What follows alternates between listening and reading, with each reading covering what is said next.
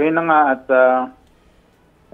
meron na pinalabas na kautusan ng ating chairman na Tony Romando Artes na pinagbabawal na natin ang mga vloggers. Another form of coverage ng ating mga special mga operations. Only ang ating Public Information Office ang authorized maglabas ng mga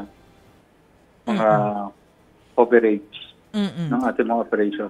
Oh, kasi kanina sir, chine-check ko yung number of followers ni Mr. Gabriel Go. Marami pala siyang followers sa TikTok, parang nasa 488,000 something. Wala ba kayong nakikitang advantage or yung benefits din po na nakuha ng MMDA out of yung mga videos na ipinapalabas sa operations? Okay. Nakikita naman natin yan. Kanya lang kailangan din maingat tayo. Kailangan din naman, hindi tayo ibang tao, particular na rin ibang mga kasamahan natin sa gobyerno. Magagawa naman natin yan, yung inform ng ating taong bayan. Meron mga GM?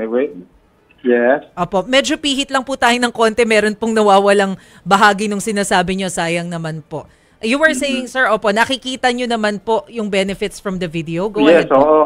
Ngayon, so, ang magiging namang alternative natin dyan, kaya patuloy maglalabas ang ating PIO ng mga footage, video sa ating mga Facebook page, at saka sa ating other social media platform.